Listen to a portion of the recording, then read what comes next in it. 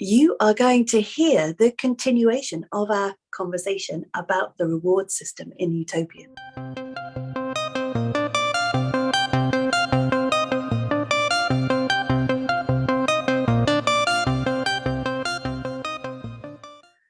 Hi, I am Eliziam and welcome to my channel. I think that using salt and pepper as a reward is hugely motivational because of the behavior that I've seen in myself. I have to admit that I really love seeing my salt and pepper balance increase. And I love, like, I know I could go back and look at all of the documents that detail exactly how to max your score. But actually, I love trying to guess and gamify the site myself into like, okay, well, if I do a little bit of this, is my balance going to increase? And I do a little bit of that, and how's it going to get bigger and how's it going to get better? I also love seeing the ranking of who's got the highest salt and pepper balance. I find that absolutely hilarious. So it does gamify it, and there is a reward, not just in the collaboration aspect of the site, but also in the competition aspect. And I didn't think that I had that in me. I have to be honest. Like, you know me, Andrew, I'm not a big fan of sport, right? In fact, I just don't. You like tiddlywinks. Stop it. If anyone tries to have a conversation with me about sport, I'm like that. Like, Lucy, my friend, I love her. She was talking about the Olympics the other day, and the Winter Olympics, like, it just doesn't mean anything to me. Like, I don't, so what? But when it's me and I'm trying to improve my performance on Scribble, for example, for me, it's fascinating. And so can I use you as an example then, Eliziam? So basically what you've just said is that you're completely engaged with the concept of scoring more salt and pepper, more points. Yeah. The interesting thing is what you're doing to achieve that is you're habitually being compassionate, collaborative, and creative. Why? Because that's the only way to score points. So what effectively is happening is you're growing new neural pathways, and those neural pathways are, yes, if I do this, I'm going to earn this. So eventually, in theory, and we won't know because that will live long enough, but in theory, Utopian should reach a point where you don't need that reward there anymore, because the hit that you get just from being compassionate, collaborative, and creative will be there. And I know personally, if I help somebody, I get an enormous lift from that.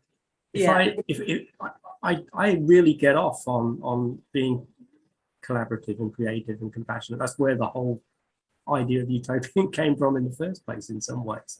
So I think you are an absolute classic example of why Utopian can work. Because I am a victim of my own conditioning. That's not what I was saying at all. It's okay. Like, I it's okay.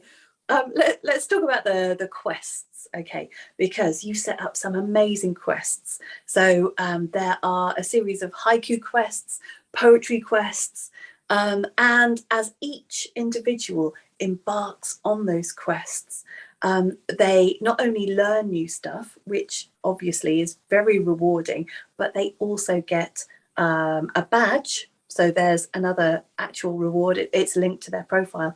And they also gain TSOP. So they're increasing their salt and pepper balance from doing those quests. Yeah, and those badges are leveled. So effectively, it's a big part of the gamification process. So if we take the two that you talked about, poetry and haiku, so you go from level 1 to level 5 in both, which then unlocks Bard, which is the next 5 above that.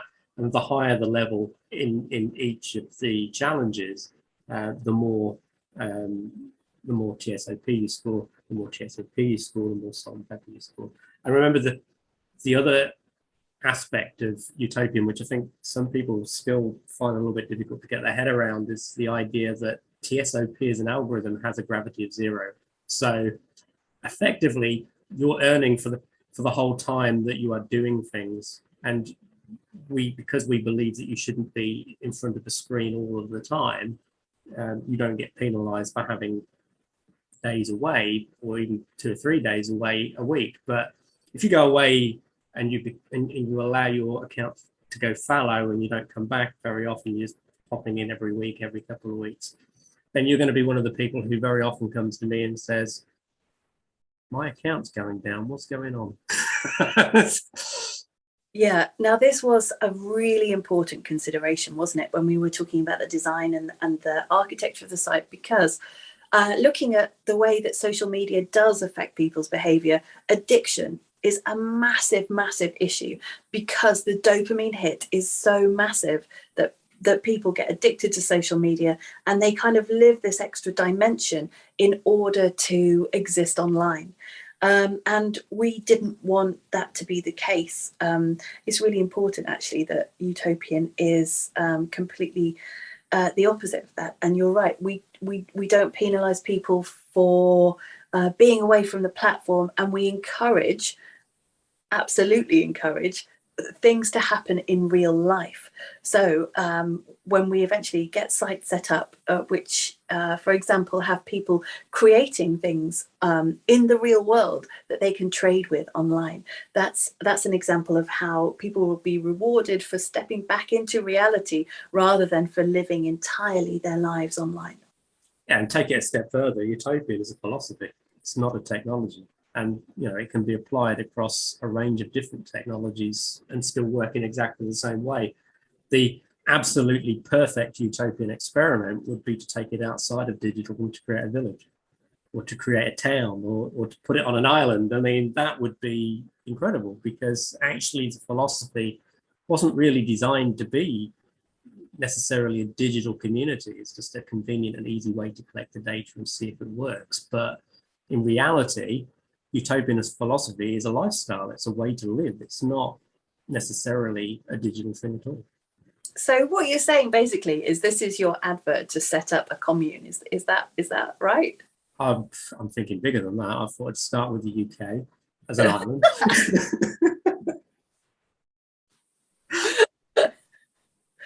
We could start with the Isle of Wight, and then we could sort of grow outwards from there. The Isle of Wight is a great island. It's not the smallest, though. No, but it's not as big as the UK. I'm thinking they're a little bit smaller. I love it. Okay, have we got anything else to say on the subject of reward? I think that we could probably stretch to several hours of conversation, but I'm sure this your viewers will be falling asleep. So I think we probably have reached a convenient stopping point. Yes. I think that's probably the case. Maybe we should stop before we get accused of world domination or something. Okay, so let me remind you again that I will be appearing on the wonderful Reshma's podcast probably tomorrow, actually. So please look out for that. I will link it in the description below. And that is where you will find all of the usual ways to get in touch with us, and we would love that. And also, you'll find playlists of all of the previous Eliziam videos organised very neatly so that you can find exactly what you're looking for. Now, there is just enough time for me to ask you to like, subscribe, and to pop that bell notification on so that you never miss an episode. And if you like this channel, don't tell me. Tell your friends. I'll see you next time. Bye.